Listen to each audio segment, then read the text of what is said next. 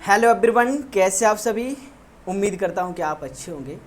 तो जैसे आपने फिफ्थ पार्ट देखा, अब हमारा सिक्स पार्ट है। ये यांत्रिकी जो टॉपिक चल रहा है, तो आप देखिए, हम आपको क्वेश्चन कराते हैं। और जो क्वेश्चन मैं आपको करा रहे हैं वो सारे के सारे क्वेश्चन आए हुए हैं, एग्जाम में हैं। तो आप देखिए, हम स्टार्ट कर रहे हैं। देखिए, जैसे मैंने आपको फिफ्थ पार्ट में मैंने आपको 10 क्वेश्चन कराए थे, ठीक है। अब 11 क्वेश्चन नंबर है। 11 क्वेश्चन नंबर क्या है? Due to which the railway tracks are banked on their breaks. क्या है? Due to which the railway tracks are banked on their breaks. क्या है? रेल की पटरियाँ अपने वक्रों पर किस कारण से बैंक की गई होती हैं? रेल की पटरियाँ अपने वक्रों पर किस कारण से बैंक की गई होती हैं? ये है क्वेश्चन। देखिए, इसका कलर चेंज कर लेता हूँ, वाइट लेता हूँ, वाइट। अब ये है, ठीक है। क्या है? रेल की पटरियाँ अपने, क्या है, वक्र। यहाँ पे लिखा हुआ है, यहाँ पे हम चेंज कर देते हैं, यहाँ पे लिख रहे हूँ। क्या है? वक्र। क्या है? वक्र। क्या है? वक्र। क्या है? वक्र।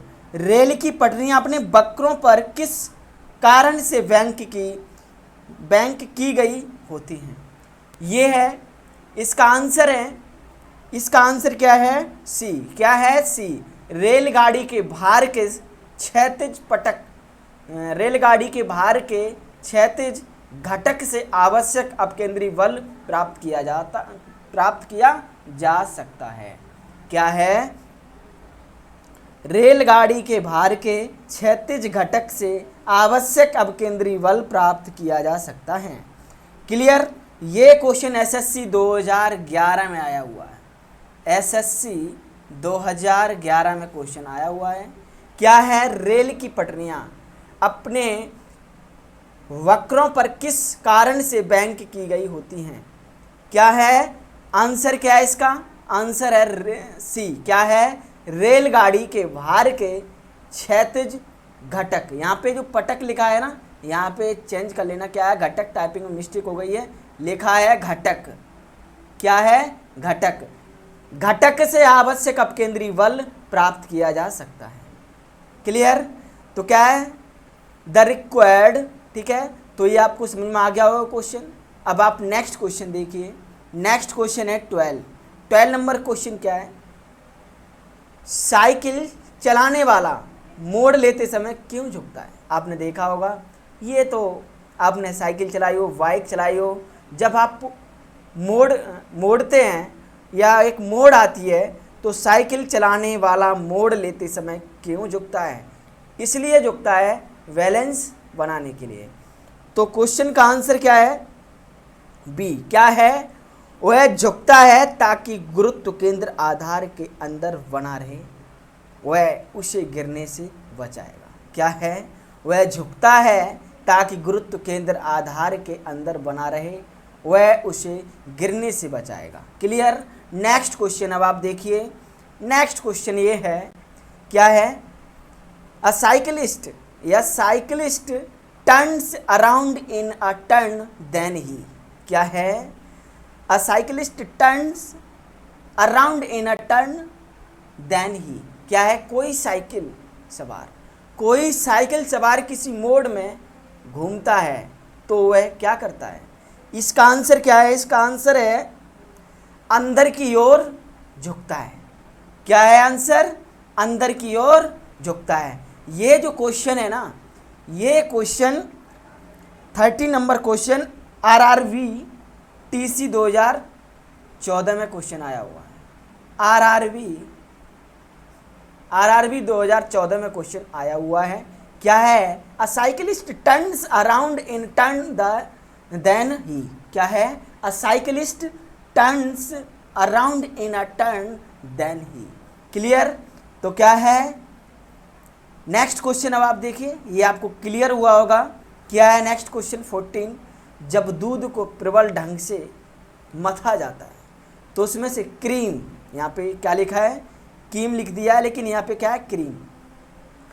जब दूध को प्रबल ढंग से मथा जाता है तो उसमें से क्रीम किस कारण से अलग हो जाती है, किस कारण से अलग हो जाती है। 40 नंबर क्वेश्चन है। तो क्या है, अपकेंद्रीय बल। क्या है, अपकेंद्रीय बल।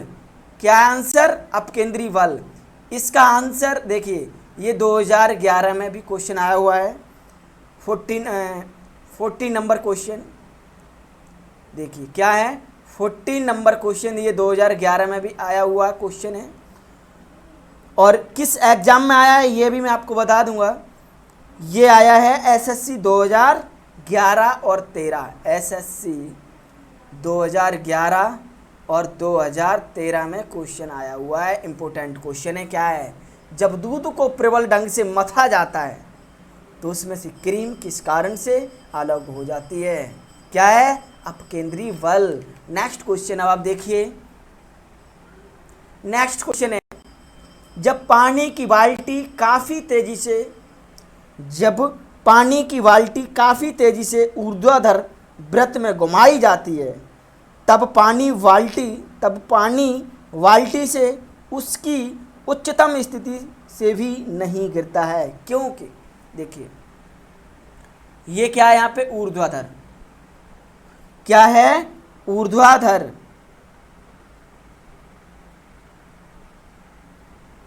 क्या है, ऊर्ध्वाधर। ऊर्ध्वाधर वृत्त। क्या है, ऊर्ध्वाधर वृत्त में घुमाई जाती है तब पानी बाल्टी से उसकी उच्चतम स्थिति से भी नहीं गिरता है, क्यों। When the bucket of water is rotated very rapidly in a vertical circle, the water does not fall from the bucket even from its highest position because। Clear. तो इस क्वेश्चन का आंसर क्या है, इस क्वेश्चन का answer है अपकेंद्र बल पानी के वजन से अधिक होता है। जो अपकेंद्र बल है ना, अपकेंद्र बल पानी के वजन से अधिक होता है। अपकेंद्र बल पानी के वजन से अधिक होता है। क्लियर। नेक्स्ट क्वेश्चन अब आप देखिए, नेक्स्ट क्वेश्चन है,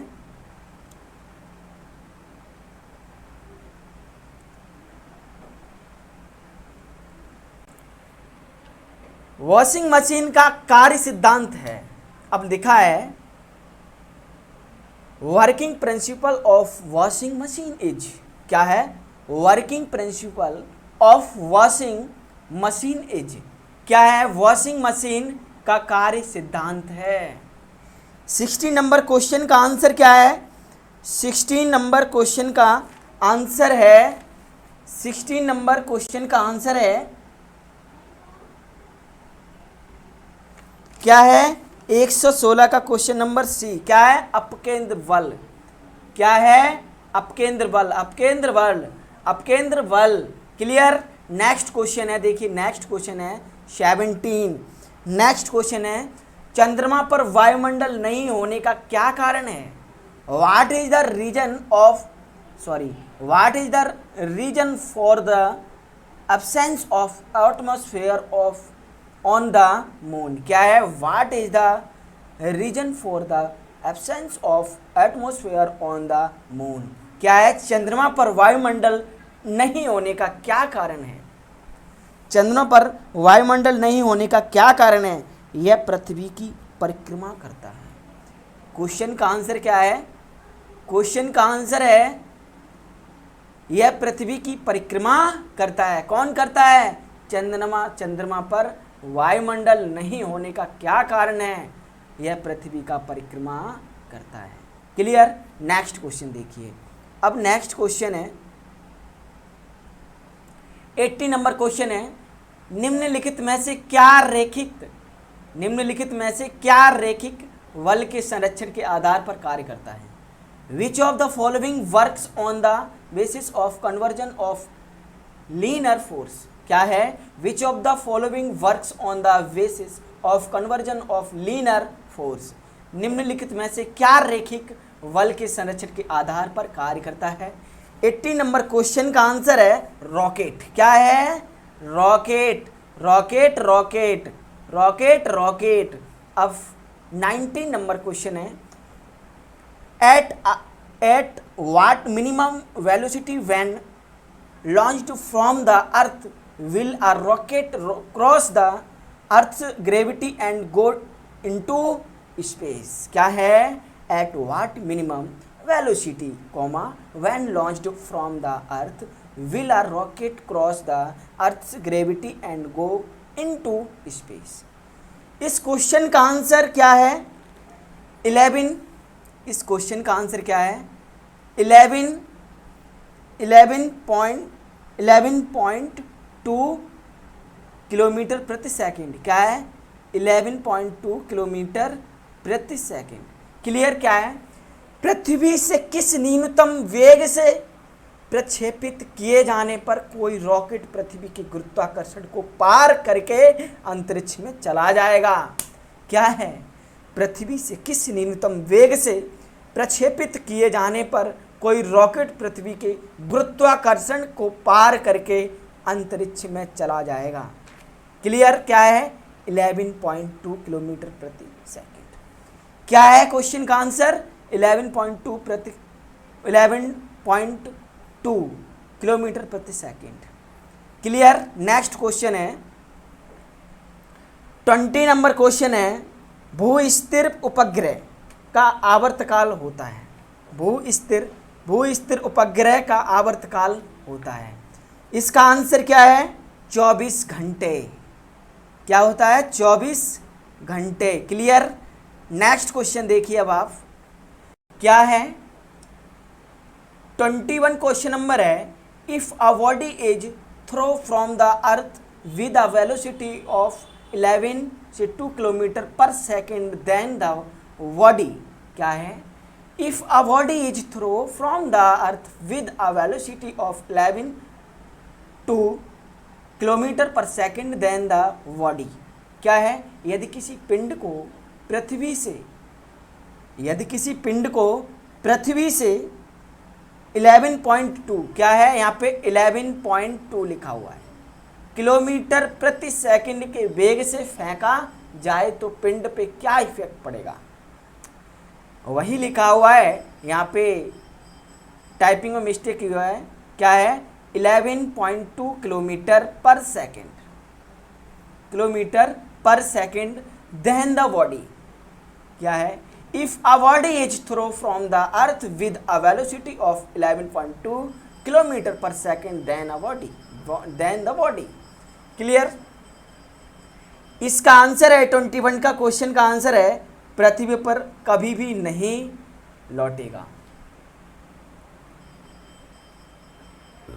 पृथ्वी पर कभी भी नहीं लौटेगा। क्या है?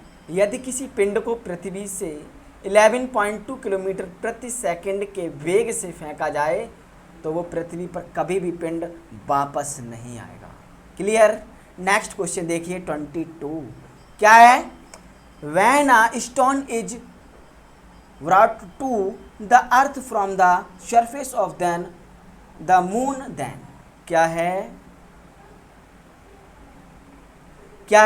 When a stone is brought to the earth from the surface of the moon then। क्या है? जब एक पत्थर को चांद की सतह से पृथ्वी पर लाया जाता है तो क्या इफेक्ट पड़ता है? क्या है? जब एक पत्थर को चांद की सतह से पृथ्वी पर लाया जाता है तो इसका आंसर है, इसका भार क्या है? इसका भार पे क्या प्रभाव पड़ेगा? 22 क्वेश्चन नंबर है, पृथ्वी पर कभी क्या है? इसका भार बदल जाएगा परंतु द्रव्यमान नहीं। क्या है? इसका भार बदल जाएगा परंतु द्रव्यमान नहीं बदलेगा। इसका जो भार है वो चेंज हो जाएगा। जब एक पत्थर को चांद की सतह से पृथ्वी पर लाया जाता है तो क्या होता है? जिसका आंसर है, जिसका भार बदल जाएगा परंतु द्रव्यमान नहीं बदलेगा। क्लियर? नेक्स्ट क्वेश्चन देखिए, who whose weight will change what mass will not. Clear. Next question देखिए अब आप। नेक्स्ट क्वेश्चन है 23। क्या है? When does a person sitting in a lift feel that his weight is more? क्या है? When does a person sitting in a lift feel that his weight is more? क्या है? किसी लिफ्ट में बैठे हुए व्यक्ति को अपना भार कब अधिक मालूम पड़ता है? आप जैसे लिफ्ट में बैठे होंगे तो आपको फीलिंग होता है कि मेरा वेट कब अधिक महसूस होता है, फीलिंग होती है। क्या है? किसी लिफ्ट में बैठे हुए व्यक्ति को अपना भार कब अधिक मालूम होता है, मालूम पड़ता है।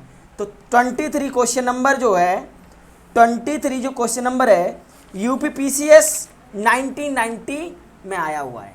कब आया हुआ है? यूपीपीसीएस 1990 में। क्लियर। तो इसका आंसर है 23 का, जब लिफ्ट त्वरित गति से ऊपर जा रही है। जब लिफ्ट त्वरित गति से ऊपर जा रही हो। क्लियर। नेक्स्ट क्वेश्चन देखिए 24 नंबर क्वेश्चन है। क्या है? पृथ्वी के परित घूमने वाले कृत्रिम उपग्रह से बाहर गिराई गई गेंद पे क्या इफेक्ट पड़ेगा? A ball dropped out of an artificial satellite revolving around the earth. क्या है? A ball dropped out of an artificial satellite revolving around the earth. क्या है इसका आंसर? इसका आंसर है 24 क्वेश्चन का, क्या है? पृथ्वी के परितः उपग्रह के समान आवर्तकाल के साथ उसी की कक्ष में घूमती रहेगी। क्या है?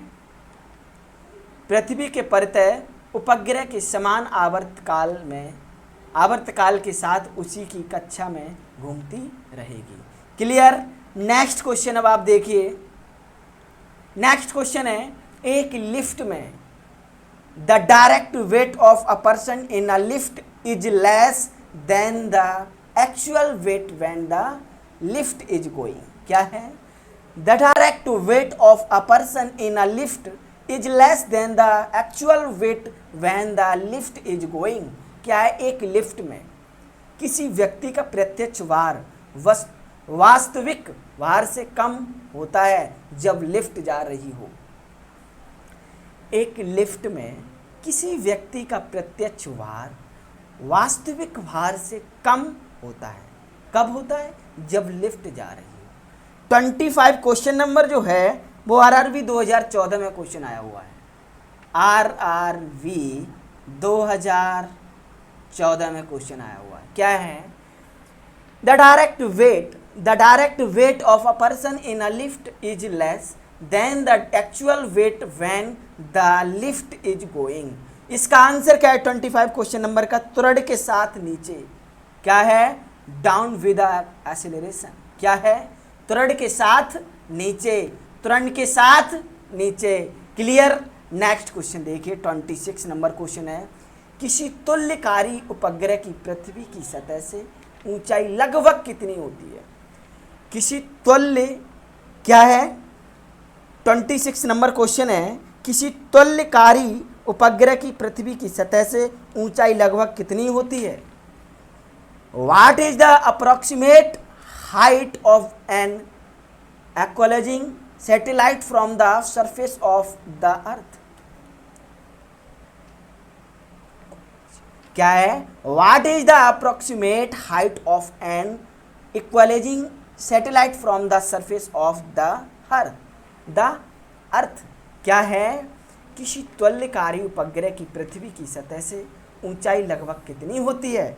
26 नंबर क्वेश्चन का है 36,000 किलोमीटर। क्या आंसर है? 36,000 किलोमीटर। तो ये जो क्वेश्चन है एसएससी 2013 में क्वेश्चन आया हुआ है।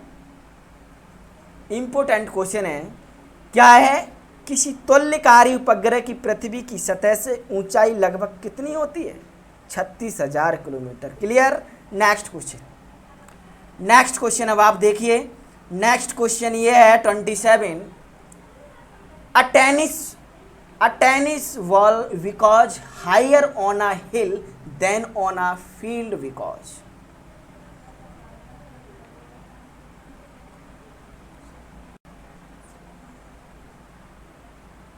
टेनिस की गेंद मैदान की अपेक्षा किसी पहाड़ी पर अधिक ऊंची उछलती है, क्यों?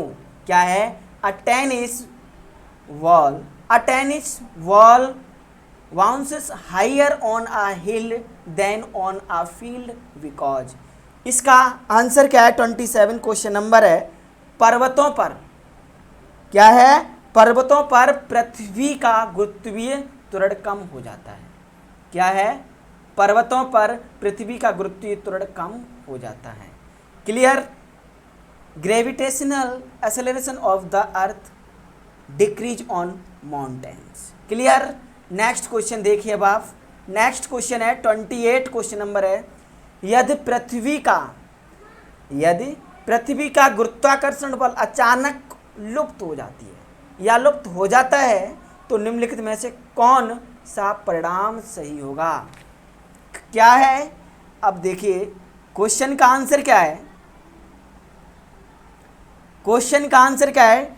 28 क्वेश्चन नंबर है, ये यूपीएससी 2014 में क्वेश्चन आया हुआ है। क्या है? यूपीपीसीएस 2014 में क्वेश्चन आया हुआ है। 28 क्वेश्चन नंबर है 2013 में क्वेश्चन आया हुआ है। क्या है? यदि पृथ्वी का गुरुत्वाकर्षण बल अचानक लुप्त हो जाती है या हो जाता है तो निम्नलिखित में से कौन सा परिणाम सही होगा? क्लियर। इंपोर्टेंट क्वेश्चन है क्योंकि 2013 में आया हुआ है। तो इसका आंसर क्या है? वस्तु का भार शून्य हो जाएगा परंतु द्रव्यमान नहीं, परंतु द्रव्यमान वही रहेगा, द्रव्यमान चेंज नहीं होगा। वस्तु का भार शून्य हो जाएगा परंतु द्रव्यमान वही रहेगा। क्लियर। नेक्स्ट क्वेश्चन देखिए। नेक्स्ट क्वेश्चन है 29 क्वेश्चन है। देखिए क्या, पृथ्वी के गुरुत्वाकर्षण का कितना भार चंद्रमा के गुरुत्वाकर्षण के पहले नजदीक है? How much of the earth's gravity is close to the moon's gravity. क्या है? इसका क्वेश्चन का आंसर है 1/6। क्या है? 1/6। ये क्वेश्चन आया हुआ है, 29 क्वेश्चन है, ये आरआरबी 2005 में आया हुआ है। ये आरआरबी 2005 में आया हुआ क्वेश्चन है। Clear. How much of the earth's gravity is close to the moon's gravity. Clear. Next question देखिए, इस क्लास का लास्ट क्वेश्चन है, लोलक की आवर्तकाल टाइम पीरियड कितना है? अब इस क्वेश्चन का आंसर है 30 नंबर क्वेश्चन है, ये बीपीएससी 2005 में क्वेश्चन आया हुआ है। बीपीएससी 2005 में आया हुआ क्वेश्चन है। क्या है? लोलक की आवर्तकाल। क्या है लोलक की आवर्तकाल? लोलक की आवर्तकाल क्या है? लंबाई के ऊपर निर्भर करता है। आवर्तकाल देखो लंबाई के ऊपर निर्भर करता है। लोलक की आवर्तकाल जो होगी, आपने देखो जब हम झूला झूलते जो काल बीच का जो इधर से उधर जाता है वो उसी को हम क्या कहते हैं? लोलक की आवर्तकाल। वो किस पे निर्भर करेगी? वो लंबाई के ऊपर निर्भर करता है। क्लियर। आज के लिए इतना ही काफ़ी है। तो आप अगर आपको सेशन अच्छा लगा हो तो लाइक करें और ये शेयर करें ज़्यादा से ज़्यादा, और ये आपका ही चैनल है, इसे सब्सक्राइब करें, बेल आइकन दबाएं जिससे कि हर वीडियो का नोटिफिकेशन मिले। तो आप खुश रहिए। जय हिंद, जय भारत।